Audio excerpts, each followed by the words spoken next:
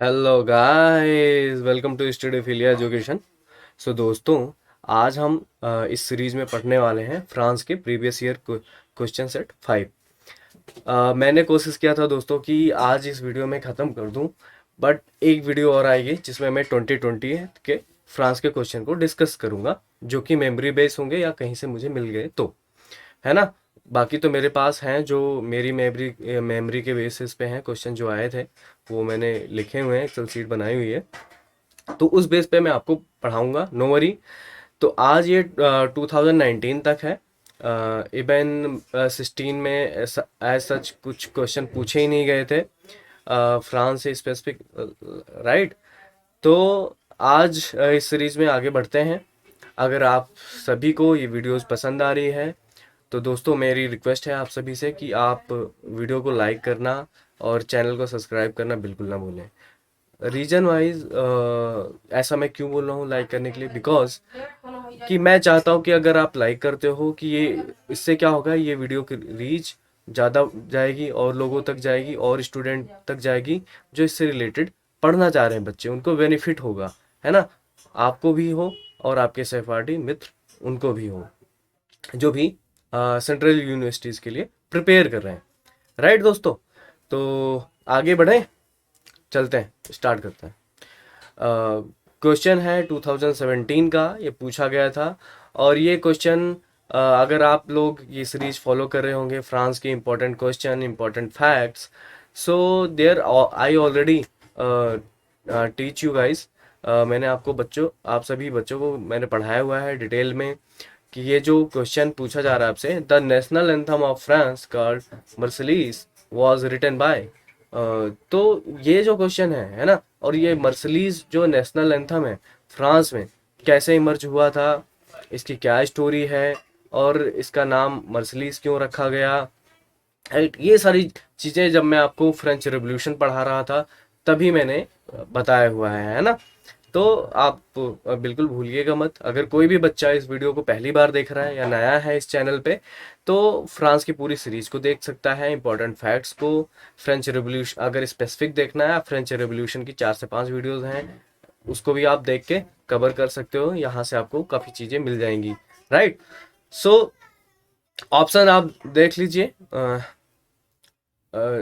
जैसे आपके पास है चार्ल्स बॉडोएल, लामार्टीन, रूसो, रॉबर्ट दे लिस्ले। तो आई होप, मैं चाहता हूँ ना इसका आंसर आप लोग विदाउट हेल्प ऑफ गूगल, बिना सर्च इंजन के हेल्प लिए आप इसको कमेंट में अटेम्प्ट कीजिए, है ना। अगर नहीं आता, बट एक बार ज़रूर आप लोग अटेम्प्ट करें, नहीं आता तब आप हेल्प ले सकते हैं। और जी हाँ दोस्तों, आप बिल्कुल मत भूलिए, आप अपनी खुद की नोट्स बनाएं, क्योंकि एंड ऑफ द टाइम जब आपका एग्ज़ाम आप बिल्कुल करीब होगा, तो आप फटाफट से अपने नोट्स को देख पाएंगे। ये डिटेल्ड वीडियो होती हैं, इसमें आपके रिवीजन भी हो रहे हैं, नो डाउट। मैं प्रीवियस ईयर के क्वेश्चन करा रहा हूँ, और ये मान के चलिए कि इसको हल्के में मत लीजिएगा। प्रीवियस ईयर क्वेश्चन से ही अराउंड 10 to 15% क्वेश्चन आ ही जाते हैं, 10 से 15, अगर 100 क्वेश्चन पूछे जा रहे हैं तो काफ़ी इंपॉर्टेंट है, वेरी इंपॉर्टेंट है दोस्तों, है ना। तो इसको आप अटेम्प्ट कीजिए, हम आगे बढ़ते हैं। अगेन एक नेम, पर्सनालिटी का नेम दिया हुआ है और आपसे पूछा जा रहा है, नानाइन valine was a French traveler who came to India in 19th century, French female painter in the court of the last Tsar of Russia, German female painter whose work represented hope in the post Second World War Germany, French female painter who painted on the themes related to the French Revolution। और आप सभी बच्चों में से जिन्होंने 9th में French revolution and all पढ़ा होगा, तो ऐसी कुछ पिक्चर आपने देखी होगी जो यहाँ पे मैंने लगाई हुई है। तो ये एक एक्चुअली में फ्रेंच पेंटर ही हैं बिटवीन 1785 एंड 1810, मतलब जो फ्रेंच रिवॉल्यूशन का पीरियड था, है ना। आपको पता ही है 1789 में फ्रेंच रिवॉल्यूशन स्टार्ट हो गया था, तो उस टाइम के बीच की थी। इनको मैडम में पेट्रे भी बोलते हैं, हालांकि मेरी प्रोनाउंसिएशन वीक है फ्रेंच की, तो मुझे माफ़ कीजिएगा दोस्तों, अगर मैं गलत बोलता हूँ तो आप सही तरीके से हेल्प लेके देख सकते हैं, है ना। तो आपको अगर ऑप्शन दिया जाएगा तो इस नाम के साथ दिया जाएगा, तो ये इंपॉर्टेंट है, फ्रेंच रेवोल्यूशन से है। तो इस तरीके से आप देख सकते हो, मैंने बहुत तरीके से डिटेल में अच्छे से मैंने आपको फ्रेंच रेवोल्यूशन पढ़ाया है, वो आप जरूर पढ़िएगा, स्किप मत कीजिएगा। क्योंकि एवरी ईयर जेएनयू जब भी पूछता है या इफ्लू कोई भी क्वेश्चन, तो फ्रेंच रेवोल्यूशन से क्वेश्चन जरूर बनते हैं दोस्तों। ठीक है, आगे बढ़ते हैं। अगला क्वेश्चन आपसे पूछा जा रहा है, the French speaking province of Canada is. इस क्वेश्चन को तो already I repeated and all around 3 to 4 times, और डिटेल में बताया है मैंने, और क्यों है, और वहाँ के लोग फ्रेंकोफोन कैसे हुए हैं, क्यों हुआ है। तो एक रीज़न है फ्रांस का, तो ये भी मैं आपको नहीं यहाँ पे बताने वाला। ऐसे क्वेश्चन और आएंगे आगे जो मैं आपको डायरेक्टली आंसर नहीं दूंगा। इसका आंसर आप विदाउट गूगल के हेल्प लिए वीडियो को उसी टाइम पे पॉज करके आपको आंसर करना है कमेंट बॉक्स में, ठीक है, राइट आंसर। तो आप टाइम लीजिए, क्योंकि आप एक तरीके से समझ सकते हो ऐसे ही क्वेश्चन आएंगे, ऐसे ही क्वेश्चन पूछे गए हैं, काफ़ी इंपॉर्टेंट, काफ़ी क्या, वेरी इंपॉर्टेंट क्वेश्चन है जो भी आज मैंने लिए हुए हैं, और ये क्वेश्चन जरूर रिपीट हो सकते हैं अगर पूछे गए तो। आगे बढ़ते हैं। The painting Mona Lisa is in which museum. इसके बारे में मैंने आपको पहले ही बताया, अभी कल ही डिस्कस किया था, कल की एक वीडियो मैंने डाली थी, तो उसमें मैंने आपको बताया था इसके पेंटर का नाम, इसकी डिटेल, ये इम्पोर्टेंट क्यों है और कहाँ पे रखी हुई है, और ये म्यूज़ियम जो है कहाँ पे लोकेटेड है फ्रांस में, ये भी मैंने को बताया था। चलो इसकी मैं पिक्चर और दिखा देता हूँ आप। ये है मोनालिसा की पेंटिंग, मशहूर पेंटिंग है और काफ़ी मिस्टीरियस है सभी लोग रिसर्च कर रहे हैं अभी तक इसमें ऐसी क्या मिस्ट्री है, क्या चीज़ें हैं, और ये जहाँ पे रखी गई है आपको मैंने बता दिया है, द लॉरे म्यूज़ियम, है ना। तो आपको समझना है, तो है ना। तो यहाँ पे है ऑप्शन, राइट ऑप्शन है मुझसे द लॉरे। तो ये चीज़ आपको ध्यान से रखना है, खासकर फ्लू वाले बच्चे जो फ्लू के लिए प्रिपेयर कर रहे हैं। वहाँ पे इंग्लिश में बहुत कम यूज़ होंगे कि लॉरे म्यूज़ियम लिखा होगा, ऐसे ही कुछ लिखा होगा। तो आपको तरीके से एक पैटर्न बना के आपको समझ के पढ़ के चलना है दोस्तों। आगे बढ़ते हैं। यह है लॉरे म्यूज़ियम, देख सकते हो। ये कभी अ, जो फ्रांस के किंग हुआ करते थे उनका पैलेस हुआ करता था, बाद में उसको फ्रेंच रिवॉल्यूशन के टाइम में म्यूज़ियम बना दिया गया, उसको पब्लिकली अवेल कर दिया गया, पब्लिक के लिए खोल दिया गया था। ठीक है, अगला क्वेश्चन है, how was French known as. ये भी काफ़ी रिपीटेड क्वेश्चन है, और ऐसे क्वेश्चन ही पूछे जाते हैं दोस्तों, क्योंकि बहुत हार्ड, बहुत डीप, बहुत टफ क्वेश्चन नहीं आते, बहुत ही निच होते हैं और इजी क्वेश्चन होते हैं जो कि बहुत रिलेटेड होते हैं फ्रांस की हिस्ट्री एंड ऑल से। तो ऐसे ही क्वेश्चन आप एक्सपेक्ट कर सकते हो एग्जाम में, और ये चीज़ आपको पढ़ के जानी है, नो डाउट। इसका भी मैं आंसर नहीं बताऊंगा, क्योंकि मैं काफ़ी बार बता चुका हूँ हिस्ट्री एंड ऑल, जब भी मैंने पढ़ाया है, फ्रांस की ज्योग्राफी भी मैंने पढ़ाई है, तो उसमें भी मैंने कवर किया है। इसका भी आप आंसर कमेंट बॉक्स में दीजिएगा, फिर आप आगे देखिएगा। चलिए, which city is famous for its film festival.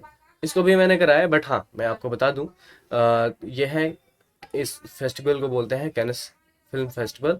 और इसकी मैं एक बार आपको मैपिंग करा दूं, ये 2018 का क्वेश्चन है, ताकि आपको रिमेंबर रहे कि एक्चुअल में कैनस शहर है कहाँ।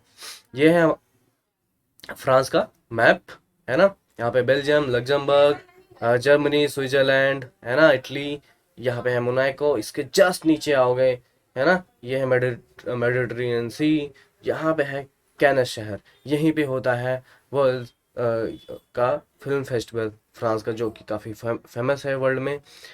तो ये भी इम्पोर्टेंट है, ऐसे भी क्वेश्चन आपसे पूछे जाते हैं। बाकी और भी जो फिल्म फेस्टिवल होते हैं उनके बारे में भी आप पढ़िएगा, है ना। तो हम आगे बढ़ते हैं। थोड़ा सी अगर मेरी स्पीड हो तो आप समझिएगा, क्योंकि ये थोड़ी वीडियो लेंदी ना हो इसलिए मैं ले रहा हूँ, और ऑलरेडी मैं पढ़ा चुका हूँ, इसके लिए टेंशन नहीं लेना है। अगर आपको नहीं समझ में आ रहा है, तो अगर आपके अपने कोई डाउट हैं कमेंट बॉक्स में अपने डाउट को पूछ सकते हैं, क्वेश्चन क्वेरी कर सकते हैं। बाकी इस वीडियो को आप दोबारा भी देख सकेंगे, ठीक है, रिवीजन हो जाएगा आपका। अगला क्वेश्चन मैं ले रहा हूँ, विच of the following is a river of France. ऐसे ही क्वेश्चन दिए जाएंगे, किसी भी कंट्री का आपको ऐसे ऑप्शन दे दिए जाएंगे, 4 ऑप्शन रिवर के, और पूछ लिया जाएगा उसमें से फ्रांस का कौन सा रिवर है। और इसी क्वेश्चन को थोड़ा सा घुमा देते हैं, पूछने का तरीका अलग होता है कि कौन सा शहर किस रिवर पे है ना। सपोज पूछ लेगा पेरिस जो शहर है कौन सी रिवर पे सिचुएटेड है नियर बाय, है ना। तो ऐसे क्वेश्चन बनता है और काफ़ी इंपॉर्टेंट होते हैं। तो यहाँ पे 4 ऑप्शन है, thymus, danube, scene and tigris. तो इसके बारे में मैं थोड़ा थोड़ा आपको समझा दूंगा ताकि आपको क्लियरिटी रहे, है ना। चलो देखते हैं, इसका आंसर आप खुद ही दीजिएगा। और ऐसा इसलिए नहीं कि अभी आप अटेम्प्ट कर लो, अगर करना चाहो कर सकते हो अगर आपने पढ़ा हुआ है। बाकी जो मैं आगे समझाने वाला हूँ उसको समझ के आपको आंसर समझ आ जाएगा, है ना। चलो पहले हम फ्रांस का मैप देखते हैं। ये पॉलिटिकल मैप नहीं है ना दोस्तों, तो फिजिकल मैप है। ये देखिए, ये काफ़ी कुछ रीजन्स भी हैं जो फेमस हैं, नॉर्मंडी, ब्रिटेन, और ये है अराउंड माउंटेन रीजन भी हैं, ऐसे ही हैं। ऐसे भी देख सकते हो, बर्गंडी है, मैसिव सेंट्रल एल्प्स काफ़ी इंपॉर्टेंट है, आगे भी हम डिस्कस करेंगे इस चीज़ को देखेंगे। ऐसे पायरनीज हैं। तो ये है ज्यूरा माउंटेन, ये है वोस गैस। इसके बारे में भी मैंने डिटेल में पढ़ा है, जब मैंने ज्योग्राफी पढ़ाई हुई है फ्रांस की, तो उसमें मैंने बताया है क्यों ये इम्पोर्टेंट है, किस तरीके से रिलेट करते हैं फ्रांस को, किस तरीके से इस पे क्वेश्चन बन सकते हैं। ये सारी चीज़ें मैंने आपको बताई हैं, ठीक है। अब बात ये है कि हमें ये सीन रिवर देखना है ना। तो अब यहाँ पे रिवर भी है, ये है लोअर है, ये है और भी हैं ऐसे, रोहन है, सॉन है, मुजे है। तो ये है सीन रिवर। ये आप इम्पोर्टेंट जो रिवर हैं ये आप देख लीजिए ध्यान से। जो मेजर बहुत सारे रिवर है, सारे नहीं देखने, ऐसे ग्रोन है, ये रोहन देख सकते हो उन, और इनके नियर बाई या इनके आसपास कौन से शहर बसे हुए हैं उनको भी आप देखिए, क्योंकि ऐसे क्वेश्चन जरूर बनते हैं। ऐसे म्यूजे है, ये सीन है, इससे लास्ट ईयर भी क्वेश्चन बना था। इस पे ही पेरिस शहर बसा हुआ है।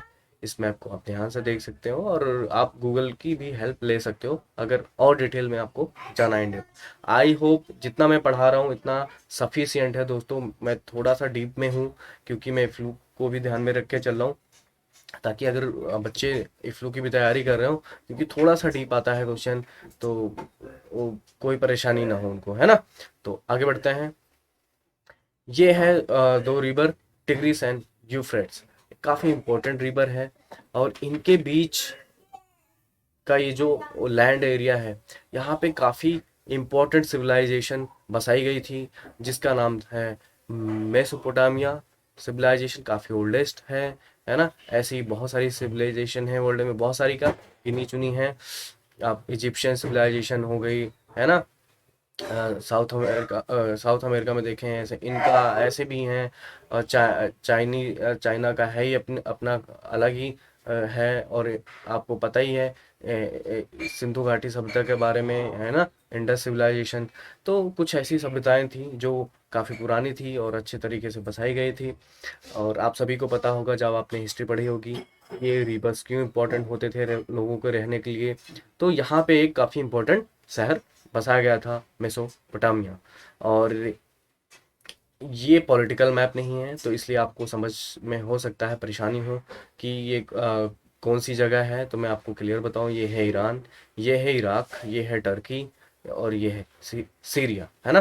तो सीरिया से होके आता है टर्की से, ये फिर यहाँ से यहाँ पे ड्रेन हो जाता है।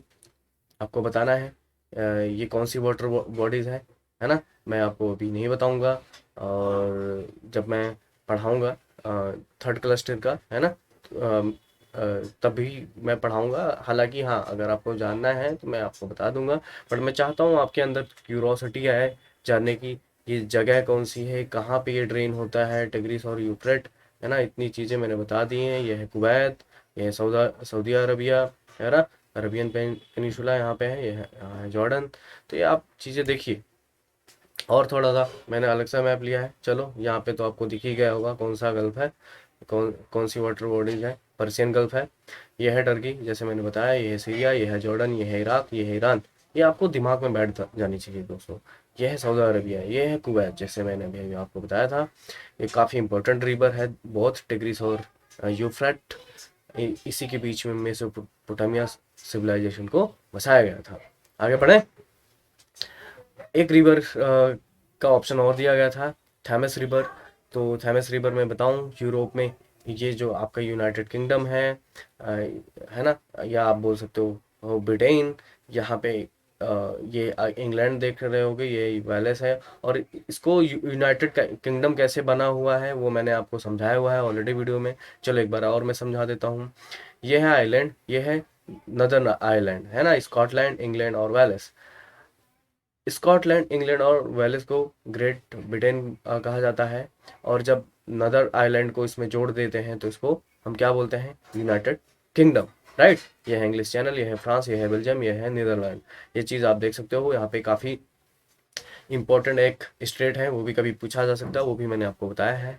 और ये आप देख सकते हो थैमस रिवर किस तरीके से है, कौन से शहर से जुड़ा हुआ है। हालांकि ये आपसे नहीं पूछा, बट ऑप्शन में दिया रहे ताकि आप क्या कर सको, एलिमिनेट कर सको ऑप्शन, है ना। जब आपको पता होगा तभी आप ये चीज़ कर पाओगे, एलिमिनेशन जिसे आप बोलते हो तुक्का, अगर आप डायरेक्ट आंसर नहीं ले सकते।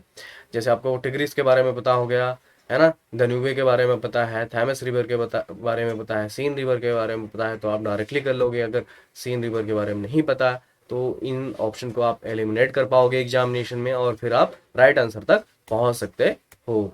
तो एक बार दन्यूबे रिवर भी मैं बता दूं, ये यूरोप का सेकंड लार्जेस्ट रिवर है आफ्टर वोल्गा रिवर है। राइट। वोल्गा जो है लॉन्गेस्ट रिवर है यूरोप का। और ये जो danube रिवर है ऑलमोस्ट 10 कंट्री से गुजर के ब्लैक सी में यहाँ पे ड्रेन होता है। और कहाँ से स्टार्ट होता है, यहाँ पे ब्लैक फॉरेस्ट है, जर्मनी और आसपास के स्विट्जरलैंड यहाँ के एरिया में, नदर्न एरिया यहाँ से होता है। फिर यहाँ आप देख सकते हो कंट्रीज, आप डिटेल में मैप को देख सकिएगा। फिर यहाँ पे ब्लैक सी में आके ड्रेन हो जाता है। राइट। इतनी चीज़ें आप ऐसे मैपिंग करके पढ़ोगे, आपको रटना नहीं है दोस्तों। मैं आपको कभी नहीं रटाऊंगा, ये मेरा मेथड ही नहीं है आपको पढ़ाने का। मेरा मेथड है आपको कॉम्प्रिहेंसिव तरीके से, लूसिड वे में आपको समझाना और आपको क्लियर करना आपके सारे डाउट्स, ताकि आपको कोई भी कंफ्यूजन ना रहे जब आप एग्जामिनेशन में बैठे। आगे बढ़े। अगला, व्हेन इज वेस्टाइल डे, ये भी मैं आंसर नहीं करने वाला। मैंने फ्रेंच रेवोल्यूशन पढ़ा है, इंपॉर्टेंट क्वेश्चन पढ़ाए हैं फ्रांस के, है ना, फैक्ट पढ़ाए हैं, तो उसमें मैंने डिस्कस किया हुआ है। इसका आंसर भी आप लोग मुझे कमेंट में दीजिए। जब मैं आपसे पूछता हूँ दोस्तों, कमेंट बॉक्स में आंसर दीजिए प्लीज़, पार्टिसिपेट। आपको कमेंट में आंसर देना है, तभी मुझे समझ में आएगा कि आप लोग पार्टिसिपेट कर रहे हो मेरे साथ, है ना। तो मज़ा आता है दोस्तों पढ़ने में साथ में, है ना। आगे बढ़ते हैं। अगला क्वेश्चन है 48, ये भी 2018 का है। पूछा जा रहा है which state of USA was once French colony. ये भी मैंने डिटेल में पढ़ाया है, क्यों है, रीजन क्या था। तो मैं डायरेक्टली आंसर देना चाहूँगा यहाँ पे। ये है लुइसियाना। और ये भाई मैं आपको मैपिंग करा देता हूँ, ये है वर्ल्ड मैप। और ये है हमारा प्यारा भारत। यहाँ से हम अगर वेस्ट की तरफ जाएं, या अगर आप इधर से ईस्ट की तरफ जाओगे तो इस या इधर आपको क्रॉस करके आना पड़ेगा। बट अगर आप इधर वेस्ट से जाओगे तो पूरा आपको अफ्रीका, मतलब 7 समुंदर पार आपको जाना पड़ेगा क्रॉस करके, नदन अटलांटिक ओशियन। फिर ये कॉन्टिनेंट, आपको कॉन्टिनेंट पता होने चाहिए दोस्तों। ये है एशिया, एशिया में हमारा प्यारा भारत आता है। और ये है अफ्रीका, ये है यूरोप, है ना। ये है आपका नॉर्थ अमेरिका, ये है साउथ अमेरिका। तो नॉर्थ अमेरिका में है यूनाइटेड स्टेट ऑफ अमेरिका। तो यूएसए में यहाँ पे एक जगह है लुसियाना, ये एक फ्रेंच कॉलोनी थी एक टाइम पे। क्योंकि आपको इसकी हिस्ट्री भी पता होगा। United state of America liberate हुआ था, है ना। इसको लिबरेट कराने में फ्रांस ने काफ़ी मदद की थी, जिसका एक और रीजन था फ्रेंच रेवोल्यूशन का, है ना। ट्रेजरी ख़त्म हो गई थी, लोन ले लेके कराया गया था। आप फ्रेंच रेवोल्यूशन पढ़िएगा, उसमें आपको समझ में आएगा। तो अभी हम इसको देखते हैं। ये है थोड़ा सा स्मॉल स्केल में मैप। यहाँ पे आप देख सकते हो, ये है लुसियाना, ये यूनाइटेड स्टेट में है। राइट। ये है मैक्सिको का रीजन है, ये जो वाइट में है ये है अमेरिका, ठीक है। तो ऊपर है कनाडा। तो आपको ये चीज़ समझना है। राइट। आगे बढ़े। यहाँ पे ये क्वेश्चन पूछा गया है, काफ़ी इंटरेस्टिंग है और आपको इसकी क्लियर अंडरस्टैंडिंग होनी चाहिए। आपसे पूछा जा रहा है Napoleon Bonaparte belong to, I mean which century से नेपोलियन बोनापार्ट बिलोंग करते हैं? अर्ली 16th सेंचुरी से, अर्ली 17th सेंचुरी से, अर्ली 20th सेंचुरी से, अर्ली 19th सेंचुरी से? सी 20th सेंचुरी तो आपको हटा ही देना चाहिए, बक, बकवास है। और फिर अर्ली 16th जो सेंचुरी है, इसको भी आप कुछ नहीं कहें, ये भी बकवास है। दो ऑप्शन आपने एलिमिनेट कर दिए। मामा का फोन। और यहाँ पे 17th सेंचुरी है, तो आप 19th और 17th सेंचुरी है, इसमें से आपको क्लियर करना है। तो अगर आप बर्थ के वेस पे जाएं तो आपका 17th सेंचुरी है बर्थ, आई गेस। जो नेपोलियन बोनापार्ट हैं, आप इनको 19th सेंचुरी को मार कीजिए, यही आपका राइट आंसर होगा। बिकॉज ऑफ द इन्होंने अपने आप को एम्परर कब बनाया था? 18th सेंचुरी में ही इनको सत्ता फ्रांस की तभी मिली थी, 1804 में, है ना। आपको सेंचुरी क्लियर होनी चाहिए कि ये सेंचुरी कैसे क्लियर कैलकुलेट होती है, 19th या 20th या 16th। सीधे देखो, अगर इसको ऐसे रिलेट कीजिएगा आप, जब आपका बर्थ होता है 0 to 1, जब 1 साल के नहीं हुए होते हैं, 0 to 99 ऐसे बोल लो, है ना, 99 या 65 डेज होते हैं 1 ईयर में, आप 64 मान लो, 0 to 64, ये होता है एक सेंचुरी। जैसे ही आप 65 को क्रॉस करते हैं अगला, तो आ जाता है वो सेकेंड सेंचुरी। ऐसे ही आप 0 से 1, वो होगी फर्स्ट सेंचुरी। 0 to 99, 100, एक सेंचुरी में 100 ईयर होते हैं, 0 to 99 एक सेंचुरी होती है। और जैसे ही 100 पे होते हैं अगले नेक्स्ट टाइम, तो वो स्टार्ट हो जाती है आपकी अगली सेंचुरी, सेकेंड। तो ऐसे ही अगर मैं आपको बोलूँ 1789, तो का ईयर जो है, ये कौन सी सेंचुरी होगा? ये 18th होगा, क्योंकि 17 जो है कंटिन्यू में चल रहा होता है, राइट। तो ये चीज़ आई होप क्लियर हो गई होगी, मैंने आपको क्लियर कर दिया है। मैं आगे बढ़ता हूँ दोस्तों। अगला क्वेश्चन मैं यहाँ ले रहा हूँ, और ये क्वेश्चन भी मैंने लिया है, बट आप लोग खुद अटेम्प्ट कीजिएगा, और काफ़ी इंपॉर्टेंट है। The three musketeers is French historical adventure novel written by. तो आप देख लीजिए, ये इंपॉर्टेंट है, सभी को आपको देखना है, सभी के बारे में आपको पढ़ना है, कौन सी किसने फेमस बुक पढ़ी है, क्या किया है, तो वो सारी चीज़ें आपको समझनी है, ठीक है। इसका भी आप आंसर बिना गूगल के हेल्प लिए आप कमेंट बॉक्स में आंसर कीजिएगा। आगे बढ़ते हैं। यहाँ पे पूछा जा रहा है which of the four novel is French, ठीक है। यहाँ पे हम एलिमिनेशन मेथड पे जा सकते हैं, बट आपको जब होलिस्टिक नॉलेज होगी, होलिस्टिक बैकग्राउंड होगा, तभी आप कर पाएंगे। नहीं तो आपको पहले सारे फ्रेंच नॉवल जो इम्पोर्टेंट नॉवल हैं उनको पढ़ना पड़ेगा। पढ़ना इन द सेंस नहीं, उनके बारे में पता होना चाहिए। सो सी, मुझे जैसे पता है, as far as I know, Anna Karenina ये लियो टॉल्स्टाय ने लिखा हुआ है, एक ये रशियन नोवेल है। डॉन क्विजितो ये सर्वेंटेस ने लिखा हुआ है, और ये एक स्पेनिश नोवेल है। ऐसे ही है ओलिसिस, ये भी इसको आप एक इंग्लिश नोवेल बोल सकते हो, क्योंकि जेम्स ने लिखा हुआ है। सेम अगर हम जाए जर्मिनल, आप इसको जर्मन में समझ लेना, जर्मिनल की ये जर्मन नॉवल होगा। ये एक फ्रेंच नॉवल है दोस्तों, काफ़ी इम्पोर्टेंट नॉवल है। और मैं आपको दिखाता हूँ, ये है जोला, जोला ने लिखा हुआ है, और काफ़ी एक ये मास्टर पीस नॉवल है दोस्तों, काफ़ी इम्पोर्टेंट है। फ्रेंच के टाइम का है नॉवल, और ये काफ़ी सिग्निफिकेंट है ना, फ्रेंच हिस्ट्री में या फ्रेंच के ट्रेडिशन में, आप समझ सकते हो। तो इस बुक को आपको याद रखना है, और इसके राइटर को। हालांकि ऊपर जो मैंने और भी बताएं, इन सब के बारे में आपको डिटेल में थोड़ा और समझना है, ये आपका होमवर्क है दोस्तों। आप लोग खुद भी मेहनत कीजिए और अपने नोट्स जरूर बनाइए, मैं बार बार रिक्वेस्ट कर रहा हूँ इस चीज़ के लिए। आगे बढ़ें। अगला क्वेश्चन लिया जा रहा है which of the following man has not been the president of France? So see, इसका भी आंसर मैं आपको नहीं दूंगा, आप इन सभी के बारे में पढ़िए। इस पे मैंने अलग से जो वीडियो बनाई थी, इंपॉर्टेंट फैक्ट मैं डिस्कस कर रहा था, इंपॉर्टेंट क्वेश्चन की सीरीज में जाओगे, वहाँ पे आपको इसकी डिटेल डिस्कशन मिल जाएगी। ठीक है। तो आप सभी बोलोगे कि सर बहुत सारे क्वेश्चन को स्किप करें, मैं नहीं बता रहा हूँ, बट हाँ आप थोड़ी सी मेहनत कीजिए, मैं चाहता हूँ थोड़ा वर्क कीजिए, और जो मैंने इंपॉर्टेंट क्वेश्चन बनाए हुए हैं फ्रांस के, उसमें मैंने डिटेल में बताया है सबके बारे में, निकोलस सरकोजी एंड ऑल। तो कैसे आपको एलिमिनेट करना है, कैसे आपको अंडरस्टैंडिंग लेनी है ना, वो चीज़ आपको वहाँ से समझ में आएगी। और अगर आपने पढ़ा है, जो भी बच्चे प्रीवियस वीडियो को देख चुके हैं इंपॉर्टेंट क्वेश्चंस को, वो जरूर अटेम्प्ट कीजिए कमेंट बॉक्स में। आगे बढ़ें। अगला question, mount blank is the highest peak in Europe located in. अब यहाँ पे 4 ऑप्शन दिए गए हैं, और ऐसे क्वेश्चन हमेशा पूछे जाते हैं, 19 में पूछा गया है और इम्पॉर्टेंट है दोस्तों। और ये चीज़ भी मैं कम से कम 4 से 5 बार बता चुका हूँ, जब से मैंने फ्रांस का पढ़ाना स्टार्ट किया था, चाहे वो जियोग्राफी है, इम्पोर्टेंट क्वेश्चन हो, कि सीरीज़ मैंने रन की, सब में है। तो जाहिर सी बात है, जब मैं फ्रांस पढ़ा रहा हूँ तो आपको पता ही होगा माउंट ब्लैंक कहाँ लोकेटेड होगा, फ्रांस। बट आपको इसकी लोकेशन, इसकी मैपिंग आनी चाहिए। तो ये मैंने आपके लिए मैप लगाया हुआ है, ये फिजिकल मैप है। और पड़ोसी देश देख लेते हैं, बेल्जियम है ना, लग्जमबर्ग, जर्मनी, यह है स्विट्जरलैंड, यह है इटली।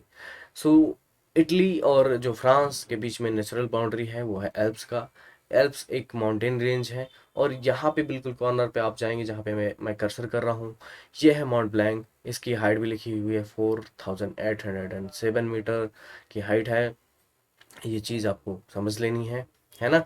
यह है ज्यूरा माउंटेन, ये भी माउंटेन रेंज है बिटवीन फ्रांस एंड स्विट्जरलैंड। ऐसे वॉसगेस है बिटवीन जर्मनी एंड फ्रांस। तो आई होप ये क्लियर हो गया होगा आपको। और ये है पॉलिटिकल मैप लगा दिया मैंने, यहाँ पे मार्क किया हुआ है, ठीक है। तो यहाँ पे माउंट ब्लैंक, और ये हाईएस्ट पीक है इन यूरोप, ठीक है दोस्तों। आगे बढ़े। अगला क्वेश्चन ले रहा हूँ, आपसे पूछा जा रहा है the second largest religion in France is, obviously Christianity number 1 पे है। तो बुद्धिज्म तो है नहीं, इग्नोर, हमने एलिमिनेट कर दिया 2 ऑप्शन। और आते हैं सिंतोइज्म, ये भी है ही नहीं, तो बचता ऑप्शन है आपका इस्लाम। तो इस्लाम इज आपका राइट आंसर है, ये सेकंड लार्जेस्ट रिलीजन है। अगर आप करंट अफेयर भी फॉलो कर रहे होंगे तो आप जो मैक्रोन है वो काफ़ी विवाद में थे, है ना। उन्होंने कुछ टिप्पणियां की थी, कमेंट किए थे ऐसे इस्लाम रिलीजन को लेके, जो कि गलत होता है किसी भी रिपब्लिक कंट्री को लेके, या जहाँ पे कई सारे धर्म हैं, है ना। तो इस तरीके से आप अगर डेमोक्रेसी में हैं, लोग आपको चुनते हैं, और ये भी लोग वहीं के हैं, धर्म यहाँ पे कुछ नहीं आता दोस्तों, मैं आपको ऑनेस्टली बताऊं। आप ब्रदरहुड होना चाहिए सबके बीच में, है ना। नेशनलिज्म, हिंदू जातिवाद, हेतुवाद, इन सबसे आप दूर रहें, ठीक है। स्टूडेंट की लाइफ जिए। आगे बढ़ते हैं। अगला क्वेश्चन, ये भी मैंने डिटेल में बताया हुआ है, तो चलो देखते हैं। Who said after me the Luke, ये भी एक फ्रेंच रिवॉल्यूशन के टाइम के पहले का स्टेटमेंट है। उससे पहले के जो किंग थे, लुइस 15th, उन्होंने ही कहा था, क्योंकि उसके बाद ही फ्रेंच रिवॉल्यूशन आया। तो उसके बाद, क्योंकि एक काइंड ऑफ ये डायलॉग होता था, तो ये यूज करते थे अपने डायलॉग में, वो बोलते थे, और बाद में ही इन्हीं को रिफ़र किया गया इस टर्म से, आफ्टर मी द लूप। और डिटेल में जानना है, आप इम्पोर्टेंट क्वेश्चन की सीरीज को देखिए, उसमें मैंने समझाया है, ठीक है।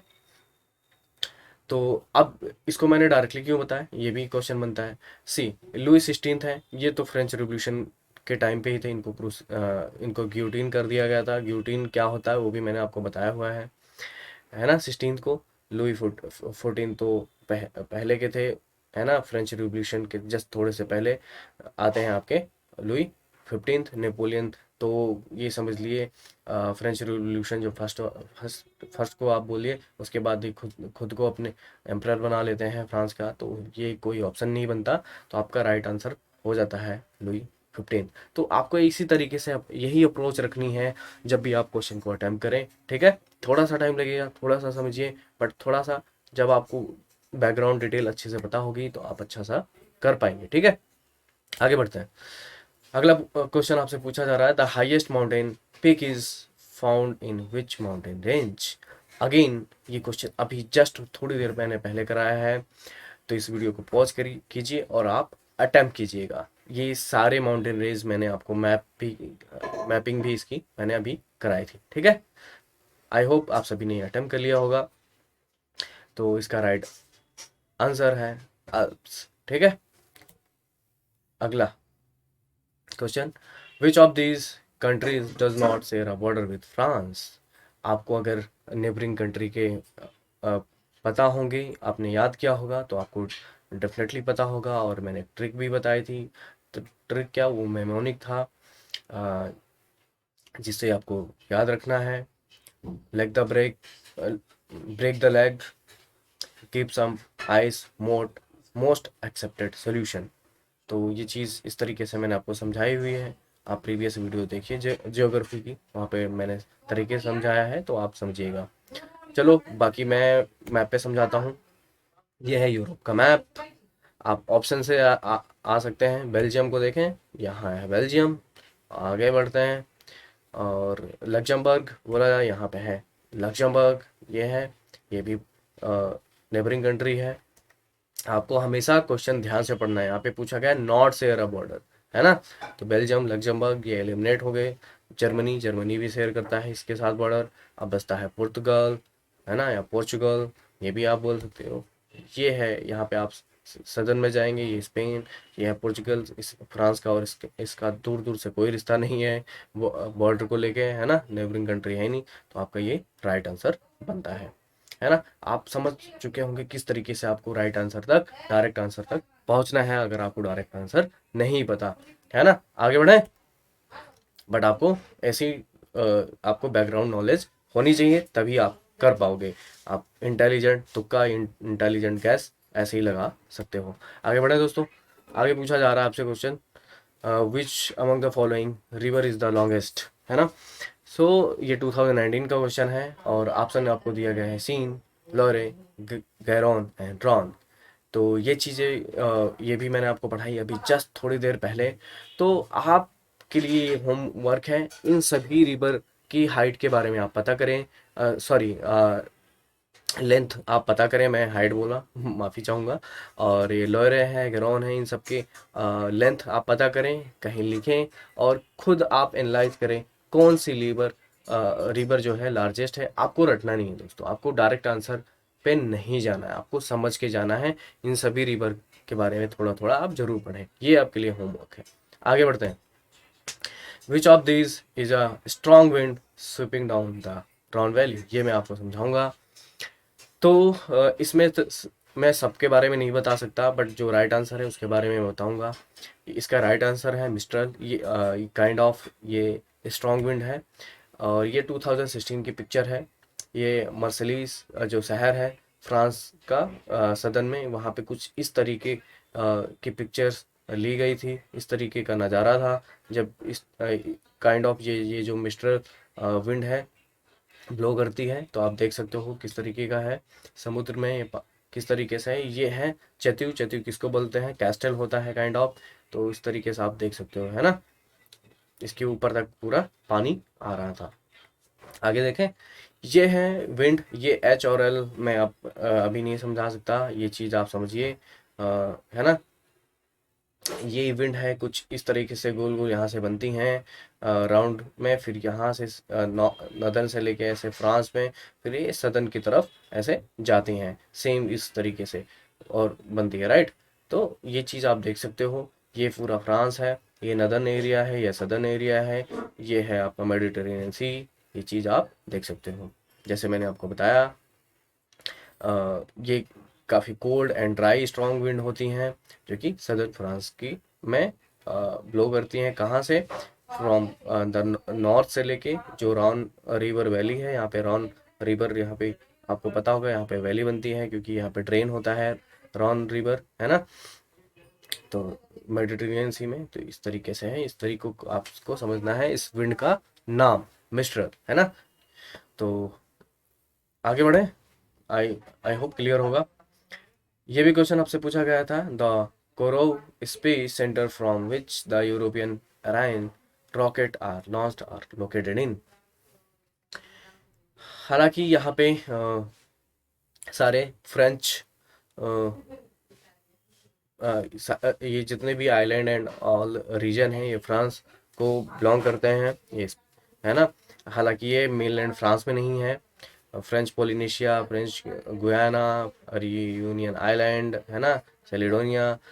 तो ये चीज़ मैंने आपको जियोग्राफी जब मैंने पढ़ाई थी फ्रांस की, उसमें मैंने डिटेल में समझाया हुआ है, आगे इंपॉर्टेंट क्वेश्चन में भी बताया है।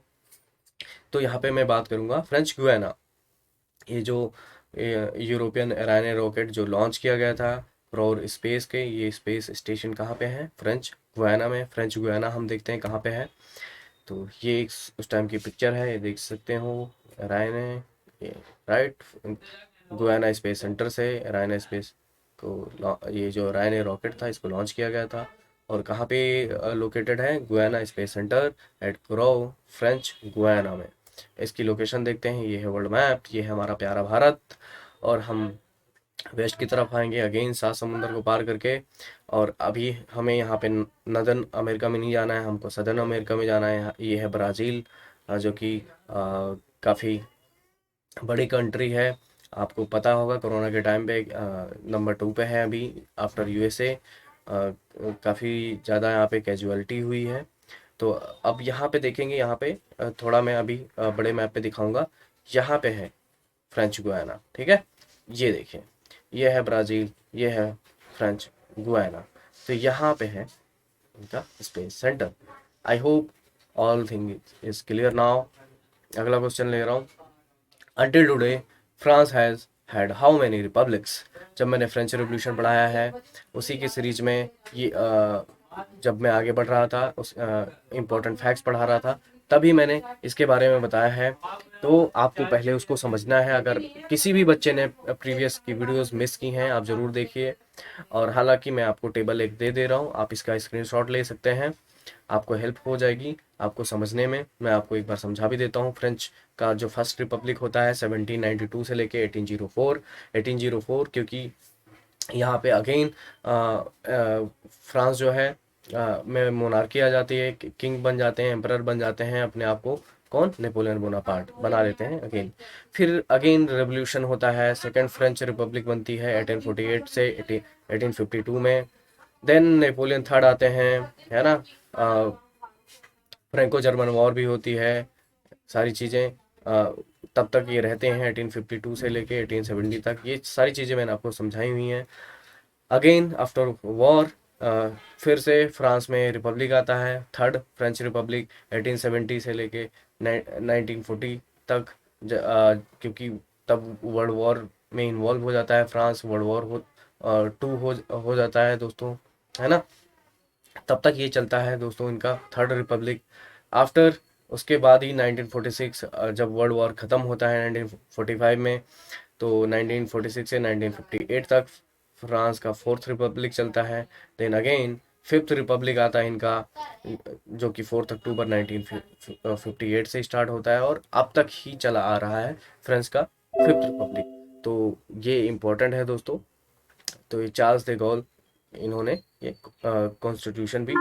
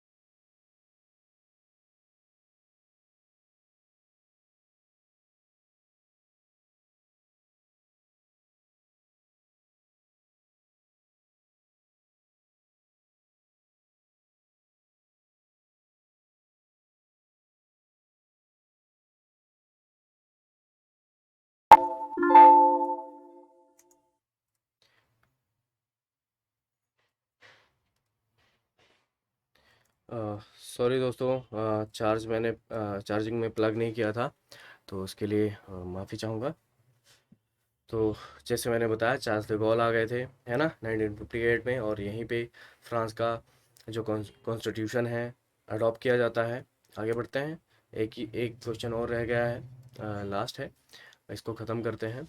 There are three major dynasties from which France can claim its identity, find the odd man out. ठीक है, ऑड मैन आउट में क्या होता है मैं आपको दोस्तों में बताऊं।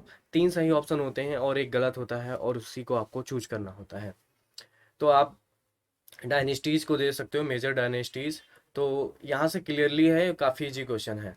अगर नेपोलियन वाला जो ऑप्शन है अगर आप देखो, तो ऐसी कोई डायनेस्टीज नहीं थी। बाकी ये सारी फ्रांस की मेजर डायनेस्टीज हैं। थोड़ा सा भी आप दिमाग लगाओगे आपको राइट आंसर मिल जाएगा। I hope all things are clear. आगे बढ़ते हैं। आगे अगला क्वेश्चन पूछा जा रहा है, the prehistoric frescoes in French caves are located in. ये काफ़ी इंपॉर्टेंट केव्स है, और ऐसे क्वेश्चन आपसे ज़रूर पूछे जा सकते हैं किसी भी एग्जामिनेशन में। तो ऑप्शन देख लीजिए, Montignac, Rhone Alps region, Persian basin, Aquitaine basin. तो मैं आपको बताऊं थोड़ा सा इस केव्स और इस पेंटिंग के बारे में मैं बताता हूँ। तो इसको क्या बोलते हैं आप, ला सको केव, है ना। तो ये काफ़ी एक कॉम्प्लेक्स केव्स हैं। और ये जो आपको ऑप्शन में दिया गया था मोन्टीजनैक, ये एक विलेज है, और ये है दार्दोंगे, ये एक रीजन है। इसी रीजन में फ्रांस के ये एक विलेज है जहाँ पे इस केव को फाउंड किया गया था। राइट। ये है इंटरेस्टिंग पेंटिंग है, आप देख सकते हो किस तरीके की पेंटिंग बनाई गई थी, है ना। काफ़ी हिस्टोरिकल इम्पोर्टेंट है फ्रांस के लिए, तो काफ़ी। तो ये ऐसे भी क्वेश्चन आपको आर्ट एंड कल्चर से पूछे जा सकते हैं। तो एक बार मैं मैपिंग करा देता हूँ। ये फ्रांस का मैप है, ये है रीजन दार्दोंगे, और यहाँ पे है वो विलेज, यहाँ पे जहाँ पे मैं मार्क कर रहा हूँ। ठीक है, आपको क्लियर हो गया होगा। तो आज की वीडियो में बस दोस्तों इतना ही। अगर अब भी कोई भी कंफ्यूजन है, आपका कोई भी डाउट है, कुछ भी है, आप अपने डाउट क्लियर कर सकते हो, कमेंट कर सकते हो, पूछ सकते हो विदाउट एनी हेजिटेशन। और वीडियो को लाइक करना बिल्कुल मत भूलना। मैं आप सभी से एक्सपेक्ट करूंगा, जितने भी स्टूडेंट हैं इस वीडियो को देख रहे हैं और आगे तक जाए, तो आप एक लाइक करने में 1 सेकंड लगता है। मैं आपसे बार बार रिक्वेस्ट नहीं करूंगा, क्योंकि ये एजुकेशनल पर्पस है, मैं वीडियोस बना रहा हूँ और मैं इतनी मेहनत करता हूँ, तो आप लोग थोड़ा सा सपोर्ट कीजिए, मुझे अच्छा लगेगा। तो आज के लिए इस वीडियो में बस इतना ही। मैं Puneet Tiwari signing off. Thank you for watching. Thank you.